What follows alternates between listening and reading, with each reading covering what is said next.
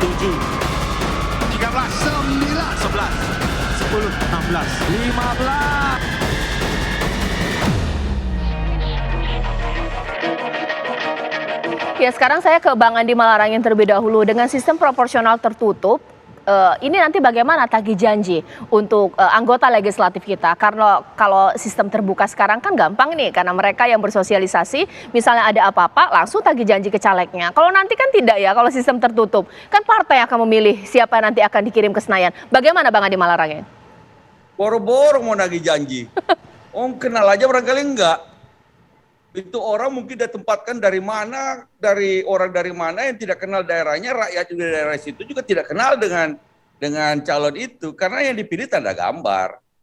Itulah yang tadi dikatakan sebagai beli kucing dalam karung. Orang-orang ini tidak mengakar pada rakyatnya. Karena itu yang menjadi masalah adalah akuntabilitas dari orang-orang yang terpilih dengan sistem proporsional tertutup.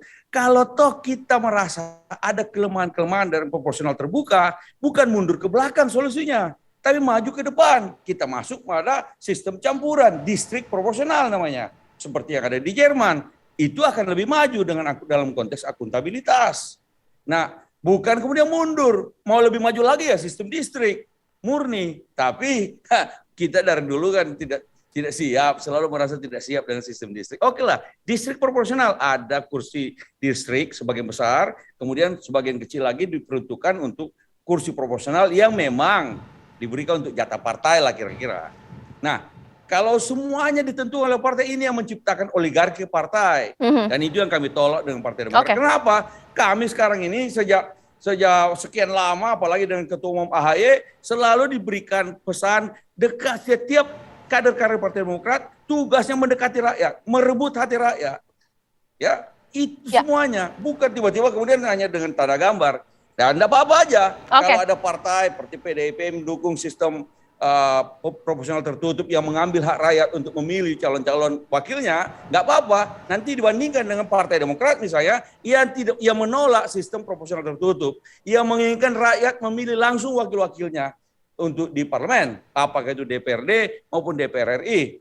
Nah, khusus untuk Pak Ketua KPU, pesan saya, hati-hati berkomentar semacam begini. Karena tiba-tiba menimbulkan kegaduhan yang ketangkap di publik, yang kita baca dari berita di media massa adalah seakan-akan bukan memberi warning, tapi ini ada kemungkinan loh bisa terjadi proporsional tertutup dengan adanya judicial review di Mahkamah Konstitusi.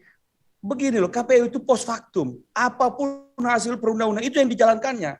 Tapi daripada membuat pernyataan-pernyataan semua yang menimbulkan kegaduhan, seakan-akan ini pemberitaan di media loh, bukan saya.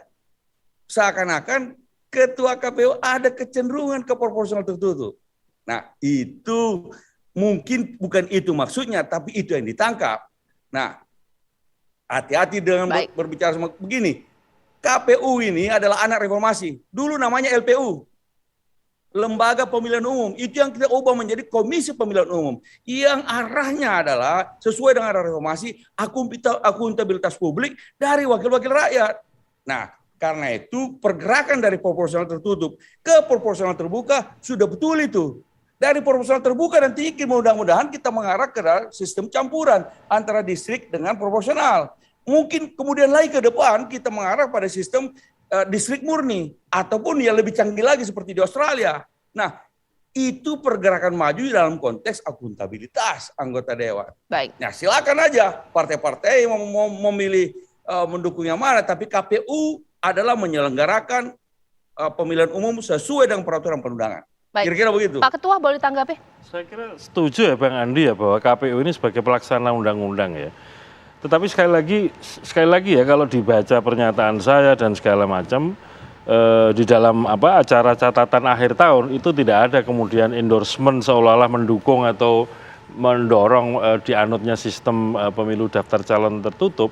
Yang ingin saya sampaikan begini loh, di dalam agenda kepemiluan yang sudah ada perencanaannya, ada tahapannya, saya ingin menyatakan bahwa ada fakta di luar agenda itu tiba-tiba muncul putusan MK. Yang baru saja terjadi kan putusan MK tentang penataan dapil atau penyusunan dapil DPR RI dan provinsi. Di undang-undang itu menjadi kewenangan pembentuk undang-undang, bentuknya lampiran undang-undang. tiba-tiba di tengah-tengah situasi masuk tahapan pemilu, ada putusan MK, diserahkan kewenangan itu kepada KPU. Itu fakta yang nggak bisa dibantah. Dan bukan agenda KPU atau bukan agenda kepemiluan. Berikutnya, ada situasi bahwa ada norma tentang sistem pemilu sedang diuji. Ini saya sampaikan, dengan begitu apa? Sekali lagi, tugas KPU itu menyampaikan perkembangan penyelenggaraan pemilu. Baik yang sudah ada agendanya, ada tahapannya, ada timelinenya, maupun dari situasi yang di luar tahapan itu. Faktanya ada, sehingga perlu kami sampaikan. Mengapa? Mohon maaf ya, kan saya sekali lagi nggak tahu arahnya mau kemana. Kalau tiba-tiba putusannya tertutup misalkan, dan tidak banyak orang tahu, itu akan lebih mengagetkan. Kalau sekarang saya menyampaikan itu kemudian semuanya menjadi aware. Tidak perlu, kalau menurut saya. Kalau menurut saya selesaikan dulu, Bang. Ya, Saya selesaikan Bang dulu. Andi Malarangeng sebentar dulu. Apa yang kemungkinan terjadi? Baik. Yang dilakukan KPU adalah jika undang-undangnya begini, itu yang dilaksanakan. Itu saja, tidak perlu membuat apa namanya Bang Andi Malarangeng. hipotesis yang kemungkinan belum tentu terjadi. Baik, Bang Andi Malarangeng. Saya selesaikan dulu ya, Bang Andi. Boleh dilanjutkan? Ini kan ada proses judicial review yang pasti ujungnya adalah putusan. Nah, putusan kan dua kemungkinan, kan dikabulkan atau ditolak, ya kan? Saya tidak dalam pretensi misalkan harus begini harus begitu, enggak. Saya menyampaikan ini sedang ada proses begini, bahwa KPU sekali lagi dari segi perencanaan, pembiayaan, perspektif KPU, ya norma yang masih berlaku, yaitu sistem pemilu proporsional daftar calon terbuka, sehingga nanti mekanisme pencalonannya seperti apa, desain daftar calon, desain surat suara, cara pandang KPU dari segi budgeting atau anggarannya masih menggunakan cara pandang yang diatur di undang-undang. Tapi sekali lagi ya, yang namanya catatan akhir tahun itu kan membaca ada situasi apa di tahun 2022 ini. Dan fakta yang tidak bisa dibantah, muncul putusan MK menyerahkan kewenangan nata dapil kepada KPU untuk DPR RI dan provinsi. Di situasi yang sama sedang ada proses itu gitu. Nah, bahwa teman-teman partai tahu atau tidak tahu kan saya tidak tahu ya. Tetapi ada situasi itu. Penting atau tidak penting saya sampaikan. Dalam pandangan kami penting disampaikan. Baik Pak. Tapi berarti memang dalam posisi ini KPU tidak bisa kontra, menolak, menangguhkan. Mengingat ini caleg-caleg kan sudah sosialisasi. Mbak, sekali lagi ya, posisi KPU sebagai lembaga kan pelaksana undang-undang. Baik. Jadi norma undang-undang apa bunyinya, sistem pemilu proporsional tertutup, proporsional terbuka, ya kita laksanakan. Kalau sedang ada gugatan ternyata Mahkamah menolak ya, Mahkamah Konstitusi menolak, tetap proporsional terbuka, ya kata undang-undang begitu kita laksanakan. Sekarang saya mau ke Mas Arya Bima, karena ada statement dari Bang Andi Malarangeng yang patut juga untuk dikomentari. PDIP ketika mendukung sistem tertutup seakan-akan mengambil hak rakyat untuk memilih calonnya secara langsung. Bagaimana tanggapannya? Lawang Undang-Undang Dasar 45 itu jelas bahwa Pilpres adalah perorangan yang diusung partai politik. Mas Andi kan tahu, pemilu Dewan Perwakilan Daerah adalah perorangan. Kemudian pemilu legislatif adalah partai politik. Yang diadili itu ya partai politik. Pecus nggak naruh kadernya, kan gitu. Hak apa? Konstitusi ngomong begitu kok. Peserta pemilu legislatif adalah partai politik. Implementasinya bagaimana? Implementasinya partai politik berkontestasi. Di dalamnya ada orang-orang kan gitu. Nah sekarang terbuka, monggo. Kalau terbuka PDI menang lagi, tenang saja. Nggak takut kita. Cuma kita ini kan diskusi soal rakyat ini mateng enggak? Mas Andi tadi bilang. Nah, kemudian Bung Rai juga bilang, itu kan pemikiran yang logis saja. Empiriknya tahu enggak? Gitu kan.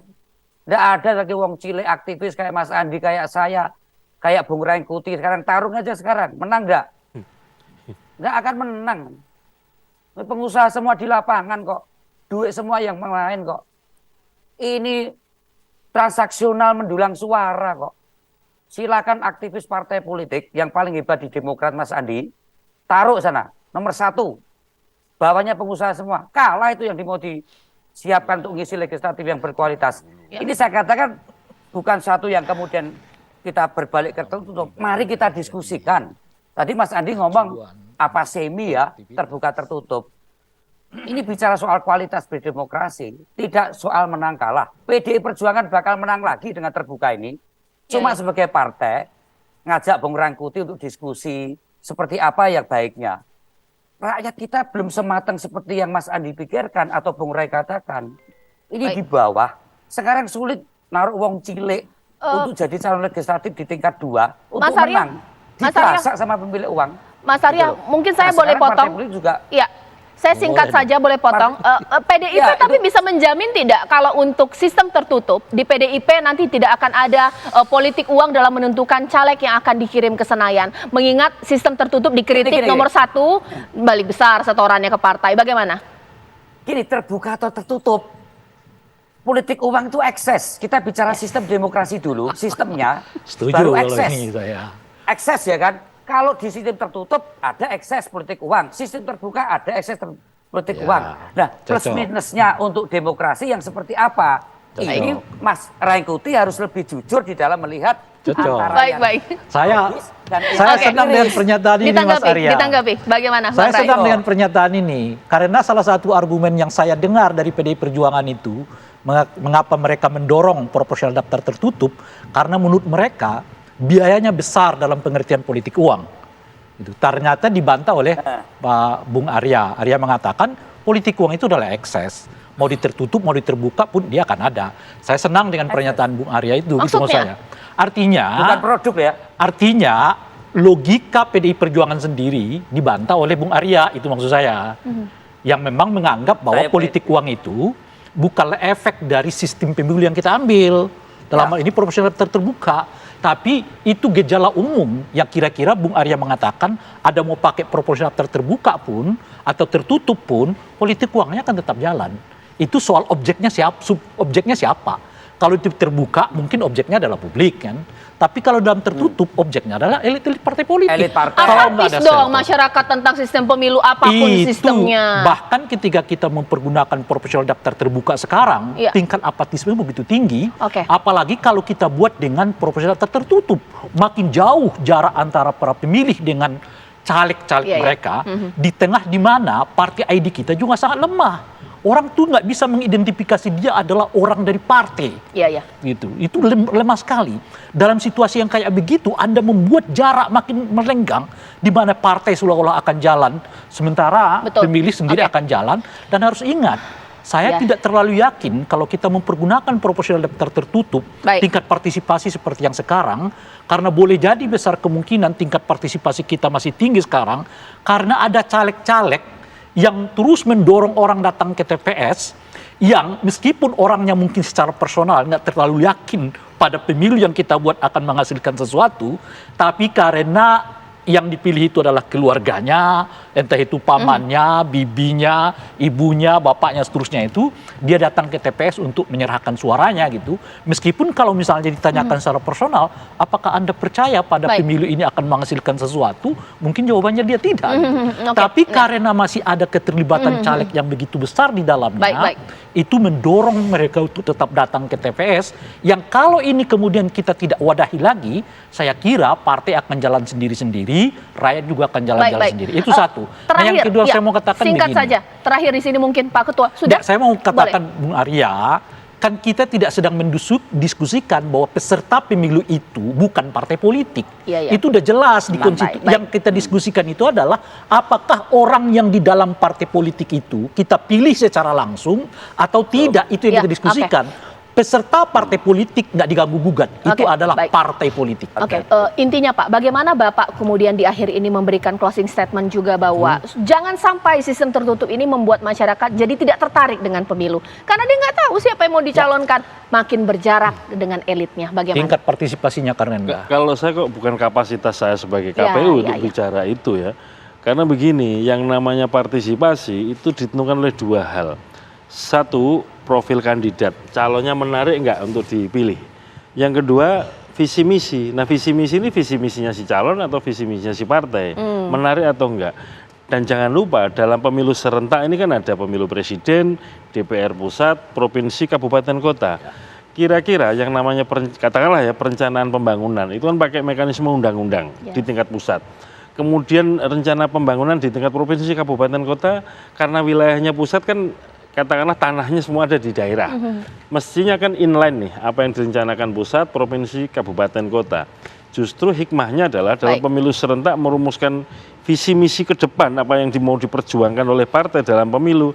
Itu harus clear supaya antara di pusat, provinsi, kabupaten, kota nyambung sehingga pemilu serentak itu ada maknanya. Baik, ya. Harapannya bahwa masyarakat ini masih antusias dengan sistem pemilu kita, bukan masih ya, harus antusias dengan sistem pemilu kita yang akan kita selenggarakan 2024 sambil kita tunggu putusan MK seperti apa. Siap-siap dengan dua kemungkinan, terbuka, tetap terbuka atau tertutup. Terima kasih Pak Ketua, terima kasih Bang Ray Rangkuti, terima kasih Mas Arya Bima, terima kasih Bang Andi Malarangeng.